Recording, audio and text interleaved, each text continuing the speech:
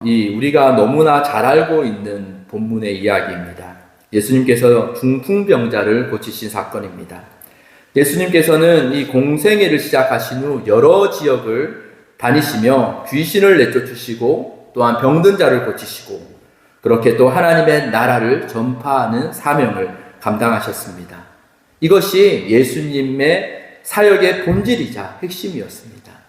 예수님의 일으키신 기적들, 표적들, 또 그것을 통하여 하나님이 전하신 하나님의 나라에 대한 말씀들이 예수님의 핵심이었다라는 거죠.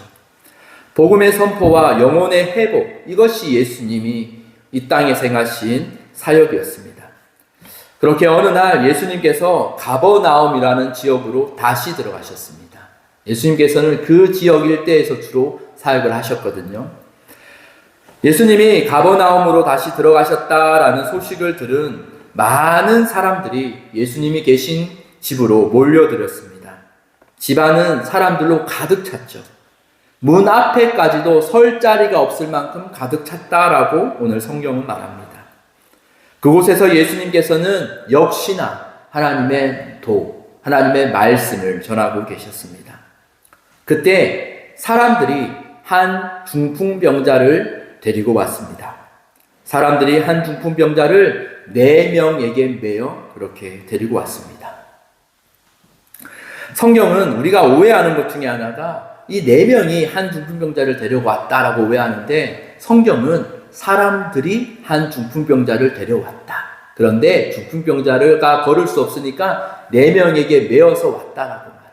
이 말은 최소한 4명 이상이 한 명을 데리고 왔다라는 거예요.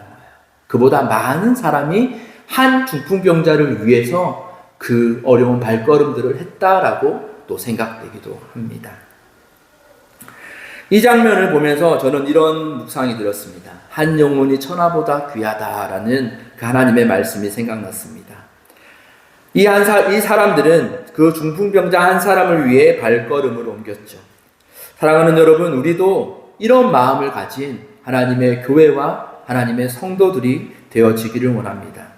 눈으로 보기에 또 외모와 또 어떤 것들을 통해서 판단하지 않고 한 영혼 그 자체를 귀하게 여기는, 그 영혼을 불쌍히 여기는 마음들이 우리 가운데 품어지기를 원합니다. 우리가 그 한 영혼들을 귀하게 여기고 불쌍히 여길 때에 하나님께서도 우리를 귀하게 여기시고 우리를 불쌍히 여기신다. 그 약속을 우리는 믿고 그리스도인으로 그렇게 살아갈 수 있기를 원합니다. 그런데 문제는요, 한 중풍병자를 데리고 왔는데 사람이 너무나 많다라는 것이었습니다. 문 앞에까지 사람이 가득 차 있어서 도저히 그 중풍병자를 예수님 앞으로 데려갈 수가 없었습니다. 이런 상황 가운데 보통은 이 정도 했으면 됐지, 뭐 어쩔 수 없는 상황인데 라고 포기할 수 있었을 것 같습니다. 그런데 이 사람들은 결코 포기하지 않았죠. 그들은 고민하다 그들이 내린 결론은 예수님이 계신 그 집의 지붕을 뜯고 지붕 아래로 중풍병자를 메어 내리는 방법을 선택했습니다. 여러분, 이 장면을 한번 생각해 보십시오. 그리고 이 장면이 대해 한번 생각해 보십시오. 이 장면이 얼마나 무모한, 또는 얼마나 간절한, 또는 한편으로 보면 또 얼마나 이기적으로 보일 수도 있는 그런 장면이 아닐까요? 사람들이 이렇게까지 했던 이유가 무엇일까 한번 생각해 보셨습니까? 저는 2가지로 한번 생각해 봤습니다. 첫째는 앞서 다루었듯 하나님 앞에 한 영혼을 불쌍하게 여기는 마음이 있었기 때문에 이들은 이렇게 무모한 행동을 할 수 있었던 것이죠. 여러분, 복음을 경험한 사람들은 예수님의 마음을 담습니다. 예수님이 한 영혼을 불쌍히 여기셨던 그 마음을 닮아 우리 가운데서도 다른 사람들을 불쌍히 여기는 그 마음이 생겨나게 됩니다. 이것이 예수를 먼저 알게 된 자들의 사명이자 은혜다라고 생각을 합니다. 이들에게는 그런 마음이 있었습니다. 예수님의 마음, 사람은 한 영혼을 불쌍히 여기는 그 마음이 있었기에 이들은 중풍병자를 위해 무모해 보이지만 그들이 할 수 있는 최선의 길로 그 길을 갔죠. 예수님께서도 계속해서 죄를 짓고 무너지고 넘어지는 우리들을 불쌍히 여기시기 때문에 우리를 포기하지 않고 끊임없이 성령의 견인하심으로 우리를 이끄시고 인도해 가심을 우리는 느끼며 살아갑니다. 우리는 그 심령을 기억하고, 다시 말하면 이 중풍병자를 데려온 사람들도 포기하지 않았듯 예수님께서도 끝까지 우리를 포기하지 않으신다라는 그 위로의 확신을 가지고 우리는 이 땅을 살아갈 수 있기를 원합니다. 그리고 두 번째는요, 확실한 마음, 믿음이 있었기 때문에 이들은 이런 무모한 짓을 할 수 있었다라고 생각합니다. 어떻게든 예수께로 데리고 가면 된다라는 그 마음이 있었다 생각합니다. 어떤 방법으로든 예수께만 데리고 가면 이 중풍병자가 나을 수 있다라는 그 마음, 그 믿음이 있었겠죠. 어떻게 이 믿음이 생겨났을까요? 이들은요, 예수에 대한 소문을 들었고 또는 예수께서 베푸시는 기적들을 보았고, 이런 예수에 대한 소식을 듣고 보고한 것들로 인하여 그들 마음에 믿음이 생겨났을 것입니다. 그렇기에 중풍병자는 예수께 나아가지 못해 듣지 못한 그 중풍병자에게 예수를 전하기 위해 그들은 데려갔을 것이죠. 여러분, 믿음은 들음에서 납니다. 들음은 그리스도의 말씀이다라고 말합니다. 우리는 이 믿음을 위해 그리스도의 말씀을 들어야 하고 읽어야 하고 그 말에 관심을 가져야 됩니다. 이 그리스도의 말씀 없이 세워지는 믿음은 모래에 세워진 것과 마찬가지다라고 말합니다. 그러나 그리스도라는 반석 위에 세워진 이 믿음은 크고 작고의 문제가 아니라 그 작은 믿음은 우리를 구원하고 또 이 땅에서 그 하나님의 나라를 우리를 통하여 확장하는 그 귀한 열매가 씨앗이 되는 것을 우리는 기억하십시오. 그리고 그 믿음을 위하여 하나님의 말씀을 사랑하고 그 말씀을 가까이 하는 은혜가 있기를 원합니다.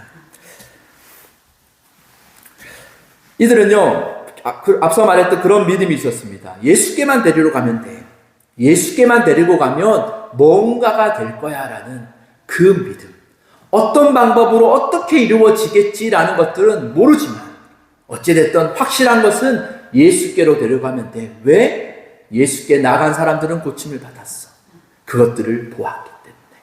그렇기에 그들은 이 무모한, 이 중풍병자를 불쌍하게 여기는 이 마음이 가득한 그들은 동시에 예수께로만 데리고 가면 된다라는 그 확고한 믿음과 합해져서 그들의 행동은 무모하지만 지붕을 뚫고 내리는 그 믿음의 열매까지 이어졌던 것이죠.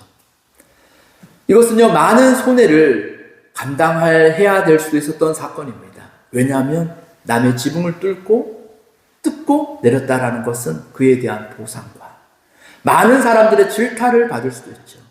왜냐하면 많은 사람들이 의외로 시기, 질투의 사람들이 있기 때문에. 우리가 예수께로 나가려고 하다 보면 첫째는요, 사탄이 우리의 마음을 역사하죠. 그래서 사탄이 우리의 마음을 흔들어 놓습니다. 그리고 두 번째는요, 주변의 많은 상황들이 우리를 방해하기도 하죠. 그러나 우리가 예수께 나올 수 있는 것은 하나님이 나를 붙드시기 때문에. 나의 이 작은 믿음이 있는지 없는지도 모를 만큼 이 작은 믿음이지만 하나님은 그 믿음을 크게 보시고 그 믿음을 통하여 나를 하나님께로 인도하시는 그 하나님의 은혜가 있기에 우리는 하나님께 나올 수 있는 겁니다. 우리가 5절 한번 읽어보겠습니다. 5절을 보면요, 제가 읽어볼게요. 예수께서 그들의 믿음을 보시고 중풍병자에게 이르시되 작은 자야 내 죄사함을 받았느니라 하시니 라고 말합니다. 예수님께서는 그들의 믿음을 봤다라고 말합니다. 이것은 놀라운 말씀이에요. 왜냐하면 예수님은 중풍병자의 믿음을 보시고 그를 고치신 게 아닙니다. 예수님은 그들의 믿음, 누구냐면 중풍병자를 데려오면 된다라고 믿었던 그 사람들의 믿음을 보시고라고 그렇게 말해요. 그 믿음을 보시고 그 혜택은 누구에게 가냐면 그들이 데리고 온 그 중풍병자의 죄사함으로 이렇게 이어지는 겁니다. 우리는 여기서 또 역시나 우리의 사명이 있어요. 우리의 가족과 우리의 주변 사람들과 들을 위해서 우리가 하나님 앞에 먼저 예수에게 세우신 바 된 사람이다라는 거예요. 구원은요, 지극히 개인적인 것입니다. 오늘날 구원을 막 공동체적으로 많이 생각하는데 교회를 통해서 구원받는 게 아닙니다. 구원은 지극히 개인적인 것이에요. 그러나 오늘 말씀을 통해서 우리가 알 수 있는 것은 하나님의 그 큰 섭리와 역사적인 그 하나님의 큰 계획의 틀 안에서 하나님은 먼저 된 자들을 통하여 하나님은 구원의 사역들을 이루신다라는 거예요. 먼저 된 한 사람을 통하여 그 가정의 구원을 이루시는 그 역할의 사명을 맡기신다라는 거예요. 이것은 아주 큰 사명입니다. 저는 개인적으로 2대째 신앙이거든요. 저희 어머님이 고생을 엄청 많이 하셨어요. 믿는다고. 그런데 그 때는 너무나 싫었어요. 제가 이제 어릴 때는 교회 가는 게 너무 싫었거든요. 어쩔 수 없이 막 가고 이랬는데 너무 싫었지만 그때 이해되지 않았던 그것이 우리 부모님이 심어놓으신 그 믿음의 희생과 그 길로 인해서 지금 내가 느끼기에 내가 그 부모의 신앙 때문에 지금 이 자리에 있구나라는 것을 알게 될 거라는 거죠. 이것은 그때는 저희 어머님은 몰랐을 거예요. 속이 터졌겠죠. 막 속이 터지고 막 이랬겠죠. 그러나 그게 하나님의 놀라운 믿음의 경륜이다라는 거예요. 그러니까 여러분, 오늘 말씀에 우리는 먼저 믿은 자의 사명을 받은 자임을 기억하셔야 됩니다. 그리고 하나님은 반드시 우리를 먼저 믿게 하신 그 이유가 있다라는 것도 우리는 믿음으로 고백하십시오. 그것은 불확실한 미래가 아니에요. 그것은 하나님이 나를 세우신 하나님의 약속. 그 약속은 나를 통하여 하나님의 행하실 그 약속은 이미 약속하신 것이기에 우리가 그 약속을 믿고 꿋꿋하게 우리의 신앙과 믿음을 지켜 나아가면 될 뿐이다라는 것을 기억하시면 좋겠습니다. 그리고 예수님께서는요, 이 중풍병자에게 죄사함을 선포하세요.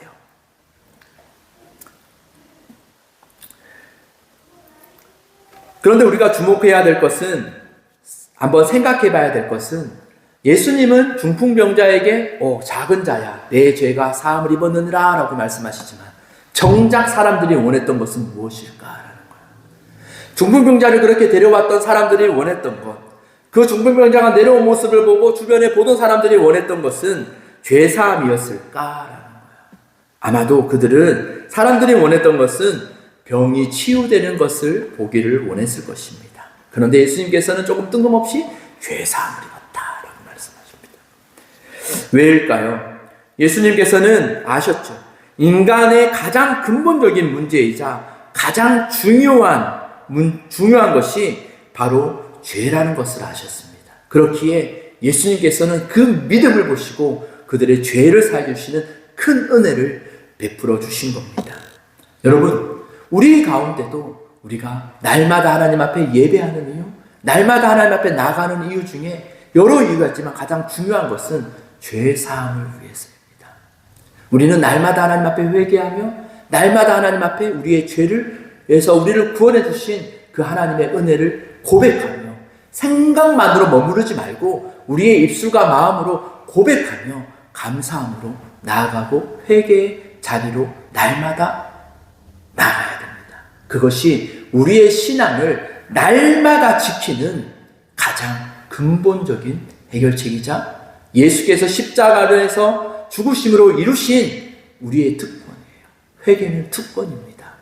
그리고 날마다 나아가실 수 있기를 원합니다. 사람들은요, 눈에 보이는 기적과 문제 해결을 원합니다. 그러나 예수님은 눈에 보이지 않는 구원의 문제를 주시기를 원했습니다.